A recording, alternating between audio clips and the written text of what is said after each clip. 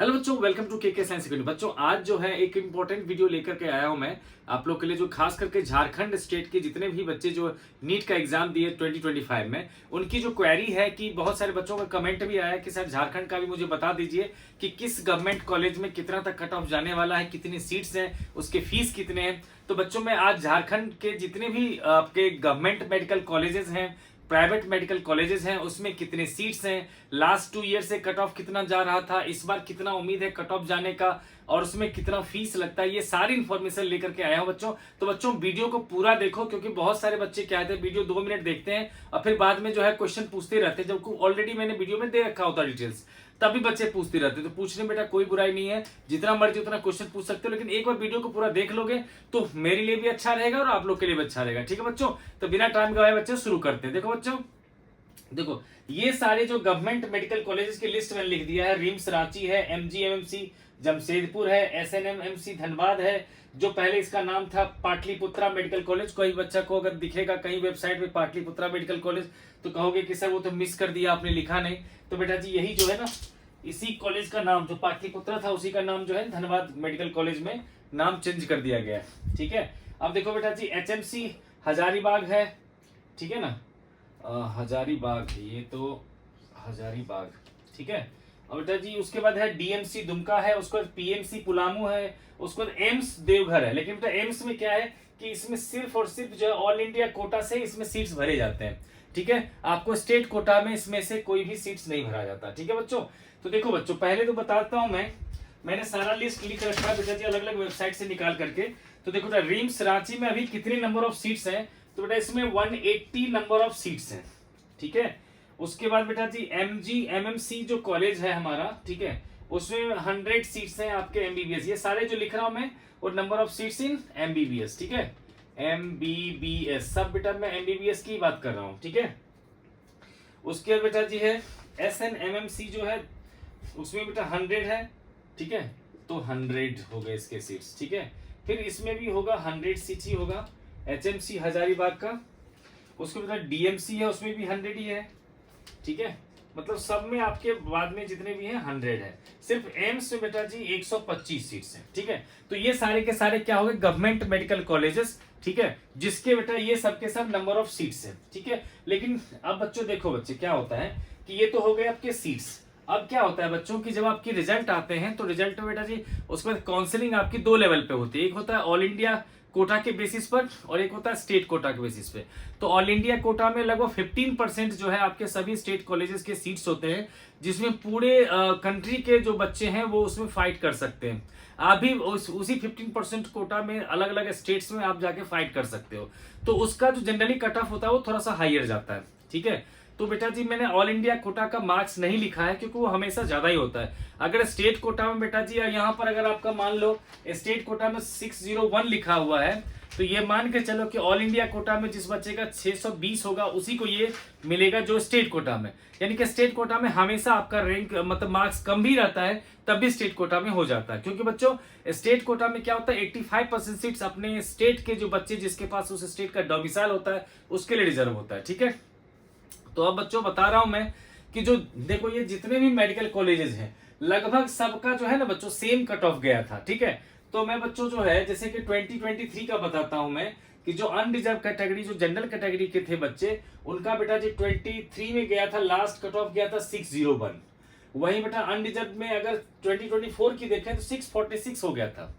यानी कि 646 से ज्यादा नंबर लाने वाले बच्चों को ही सिर्फ एमबीबीएस मिला था अनरिजर्व कैटेगरी में, और उससे कम वाले बच्चों को नहीं मिला था। 23 में 601 से कम लाने वाले बच्चों को नहीं मिला था एमबीबीएस, और इसमें 646 से कम लाने वाले को एमबीबीएस नहीं मिला था। ठीक है बच्चों, तो इसी तरह से बेटा देखो जो बैकवर्ड क्लास फर्स्ट है, बैकवर्ड क्लास सेकंड है, तो उसका भी देख लो आप कि 599 है ना बच्चों 23 का, और वही 24 में इसका भी 645 था। ठीक है, ईडब्ल्यूएस कोटा का देखेंगे तो उससे तो कमी है, तो 579 ईडब्ल्यूएस में 23 में था और 634 था बेटा 24 में। ठीक है, वही एससी कास्ट का शेड्यूल कास्ट का जो था वो 444 था 23 में कट ऑफ, और वहीं जो बेटा 24 में कट ऑफ था 511, और एसटी बेटा जी 324 था कट ऑफ। ठीक है, 23 का, और ये बेटा 372 था 24 में कट ऑफ। यानी कि हमेशा देखो 23 के रिस्पेक्टिव 24 में बहुत ज्यादा कट ऑफ था। लेकिन सबसे अच्छी बात क्या है बच्चों की इस बार देखो जो नंबर ऑफ बच्चे जो अपियर हुए एग्जाम में वो भी लगभग पूरे ऑल ओवर इंडिया में लगभग 2 लाख बच्चे कम अपियर हुए, तो नंबर ऑफ स्टूडेंट्स कम हो गए हैं। उसके बाद आपके लिए बेटा जो फिजिक्स का पेपर भी थोड़ा टफ हो गया, तो इस बार चांसेस हैं कि कम नंबर पे आप लोग का जो है इसमें सिलेक्शन होगा। तो मैंने उसी बेसिस पे बेटा जी एक्सपेक्टेड जो है मैंने बेटा मार्क्स निकाल करके आप लोग को लिख देता हूं कि इस बार बेटा जी कम से कम आपको 550 से लेकर 560 के रैंक में आपको जनरल कैटेगरी वाले बच्चों का एमबीबीएस मिलेगा। ठीक है बच्चों, इसी तरह से बेटा जी ईडब्ल्यूएस कोटा में जो बच्चे आ रहे हैं है ना, तो ईडब्ल्यूएस कोटा वाले बच्चों को मिलेगा बेटा 535 से लेकर के, ठीक है ना, 525 तक मान के चलो बेटा, है ना, इस रेंज में आपको मिल सकता है बच्चों ईडब्ल्यूएस कोटा से एमबीबीएस। ठीक है, उसके बाद बेटा जी ओबीसी में चाहे कोई भी पार्ट ले लो उसमें 545 से 555 है ना बच्चे, इस देखो हमेशा इसका लगभग सेम ही रहता है। तो मैंने इसको सीधा इकट्ठा लिख दिया बेटा जी, किसका आएगा 545 से 555 इस बीच में, यानी कि मिनिमम 545 बेटा जी कम से कम चाहिए होगा आपको, तभी जाकर के आपको एमबीबीएस मिल सकता है अगर आप बैकवर्ड क्लास 1 या बैकवर्ड क्लास 2 यानी कि ओबीसी में अगर आप बिलोंग करते हो तो। ठीक है बेटा, अब एससी की बात करेंगे बेटा, तो इसमें जो है 405 से लेकर के 425 अगर आपके नंबर हैं तो इस कास्ट कैटेगरी में आपको सीट्स मिल सकते हैं एमबीबीएस के। वहीं बेटा जी अगर मान लो आपको एसटी की बात करते हैं हम लोग, तो एसटी कैटेगरी बेटा जी जो है 300 से लेकर के 330 तक, तो 300 से लेकर के 330 तक अगर आपके नंबर आ रहे हैं तो एसटी कैटेगरी में अगर आप अप्लाई करोगे तो आपको एमबीबीएस सीट्स मिल जाएंगे अगर आपके नंबर 300 से ज्यादा होंगे तब। ठीक है बच्चों, और एक और कैटेगरी है बेटा जी जो कि फिजिकली हैंडीकैप्ड होते हैं वो। ठीक है, तो इसमें बेटा जी थोड़ा सा कम नंबर जाएगा, तो एक अलग से मैं लिख देता हूं बेटा जी अनरिजर्व पीडब्ल्यूडी कोटा। ठीक है बेटा, पीडब्ल्यूडी कोटा उसमें बेटा जी 250 से 300 नंबर तक अगर आएंगे तो आपका हो सकता है बेटा ये गवर्नमेंट मेडिकल कॉलेजेस में। ठीक है बेटा, ये तो गवर्नमेंट मेडिकल कॉलेजेस का। जहां तक बेटा जिसकी फीस की बात है तो गवर्नमेंट मेडिकल कॉलेज में बेटा जी ट्यूशन फीस आपको एनुअली देना पड़ता है 10 to 15,000। ठीक है, उसके अलावा बेटा जी अगर आप हॉस्टल फीस की बात करोगे तो हॉस्टल फीस इससे भी कम होगा, यानी कि अराउंड मान सकते हो 10,000 से 15,000 ही मान के चलो। ठीक है, तो ऐसा ही कुछ होगा आपको, यानी कि लगभग 2 लाख मतलब जो है ना, अगर आप बेटा जी मान के चलो है ना, तो 2 लाख रुपए तक में 5 साल में आप जो है ना पूरा का पूरा एमबीबीएस कंप्लीट कर लोगे गवर्नमेंट मेडिकल कॉलेजेस से। ठीक है, अब बेटा बात करते हैं प्राइवेट मेडिकल कॉलेजेस कौन कौन से हैं, उसमें कितनी सीट्स हैं, उसका फीस स्ट्रक्चर क्या है। ठीक है बच्चों, तो बेटा जी अब एक बार लिख लेते हैं सारा डिटेल, तो वीडियो में आप लोग बने रहो। तो बच्चों अब जो है हम जो 2 मेडिकल कॉलेज हैं प्राइवेट मेडिकल कॉलेजेस, अब उसकी बात कर लेते हैं बच्चे। ठीक है, तो मैंने बेटा जी इसके डिटेल्स लिख दिए हैं आपको। ठीक है, कि देखो बेटा इसमें जो है एक जो है हमारा एलसीएमसी जो पलामू है। ठीक है बेटा, इसकी बात करेंगे बेटा, इसमें जो नंबर ऑफ एमबीबीएस के सीट्स आपको मिलेंगे जो अवेलेबल है अभी वो है बेटा जी 100 सीट्स। ठीक है, वहीं पर बेटा जी जो है मणिपाल टाटा वाला जो मेडिकल कॉलेज है, ठीक है, इसमें बेटा 150 के करीब जो है आपको सीट्स देखने को मिलेंगे। ठीक है, अब देखो बच्चे इसके लिए जो मैंने देखा कि वेबसाइट पे जो जाकर के मैंने वेबसाइट देखा बेटा जी, वेबसाइट का नाम भी मैं आप लोग को बता दूं, देखो बेटा neetug.jceceb.org.in इस वेबसाइट पे बच्चे मैंने देखा था, ये सारा डिटेल्स मैंने वहीं से लिया है। और देखो बच्चों जब भी आपको काउंसलिंग के लिए जाना होगा तो आपको बेटा जी यही वेबसाइट आपके लिए हेल्पफुल होगा। इसी वेबसाइट पे चेक करोगे कि कब आप लोग का स्टेट काउंसलिंग शुरू होगा। ठीक है, और उसी स्टेट काउंसलिंग में बेटा जी कम नंबर पे आपको मिल सकता है। वैसे मैंने कहा कि काउंसलिंग का मैं एक अलग से वीडियो लेकर के आऊंगा आप लोग के लिए। ठीक है, तो उस वीडियो को जरूर देखना आप लोग। जो बच्चे हमने मेरे चैनल को सब्सक्राइब नहीं करे हो चैनल को सब्सक्राइब जरूर कर लो, क्योंकि यहाँ बेटा नीट के से रिलेटेड हर एक तरह की वीडियो आपको मिलेंगी। ठीक है बच्चों, तो देखो बच्चे जो 2 मेडिकल कॉलेजेस है एलसीएमसी पलामू और एमटीएमसी जमशेदपुर, इसमें बेटा नंबर ऑफ सीट्स हो गए 100, इसमें हो गया 150। अब देखो बेटा झारखंड में इतनी ज्यादा कंपटीशन है प्राइवेट मेडिकल कॉलेज में कि देखो 23 में जो था बेटा जी वो अनरिजर्व कैटेगरी के लिए जो मार्क्स जो आया था एमबीबीएस के लिए 534 571 वाले जो बच्चे थे उन्हीं को लिया गया। तो वहीं 20 में देखो बेटा जो अनरिजर्व कैटेगरी में थे वो 416 और 575 वाले बच्चों का ही वहां पर एडमिशन हो पाया। ठीक है बच्चे, वहीं पे बेटा जी अगर ओबीसी की बात कर ले तो देखो 532 से 562 23 में गया, ठीक है। और बेटा 549 से 583 जो है 24 में गया, ठीक है। अगर मैं ईडब्ल्यूएस की बात करूं तो बेटा इसमें 516 से 566 गया था 23 में, और 326 से बेटा 562 तक गया था ये 2024 में, ठीक है। और एससी कैटेगरी में बेटा 361 से 419 तक कट ऑफ गया था 23 में, और वही 309 से 401 तक कट ऑफ गया था 2024 में। बेटा एसटी कैटेगरी में जो है देखो 275 से लेकर 297 तक जो है कट ऑफ गया था 23 में, और 233 से 256 तक गया था बच्चे 2024 में। एग्जैक्टली क्या होता है, हर एक जगह जो है ना, इसमें से बेटा क्या है कि सारा वेबसाइट से नहीं लिया मैंने, कुछ कुछ अलग अलग वेबसाइट से भी मैंने इसमें से लिया था, क्योंकि वेबसाइट हर एक जगह कॉलेज के बारे में डिटेल नहीं देता कि इतना ही नंबर हमने लिया, वो ना बेटा रैंक के बेसिस पे देता है, ठीक है। तो मैंने लेकिन आप लोग के अभी आप लोग के पास क्या होगा, सिर्फ नंबर होगा, इसीलिए मैंने जो है ना मार्क्स के बेसिस पे बेटा जी आप लोग के लिए अभी मैं निकाल के दिया हूँ कि ये था बेटा जी लास्ट 2 ईयर का। अब बेटा जी इस ईयर का जो मैंने निकाला है, जो जाने वाला है बेटा जी, तो उसमें बेटा जी अनडिजर्व कैटेगरी में बेटा जाएगा, ये आपका चला जाएगा बेटा 475 से लेकर के 485 तक, ठीक है बच्चों। 475 485 होगा बेटा अनडिजर्व कैटेगरी के लिए, ठीक है बेटा। अब देखो जितने भी है हमारे जो ओबीसी का है, इस दोनों को मैं एक ही साथ लिख देता हूं। इसका जाएगा बेटा 470 से चला जाएगा 480 तक, ठीक है।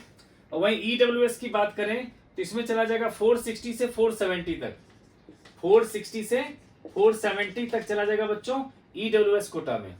उसमें बेटा जी आता है एससी कैटेगरी का, उसमें 330 से 430, 330 से 430 तक बेटा आएगा हमारा एससी कैटेगरी में। वही एसटी कैटेगरी की बात करें तो 220 से 250, 220 से 250 तक जो है बच्चे वो जाएगा आपका एसटी कैटेगरी में एमबीबीएस की सीट्स, ठीक है बच्चों। अब आती है बात बच्चों की इसके जो मेडिकल कॉलेज की जो फीस है उसको भी पता करना जरूरी है, ठीक है।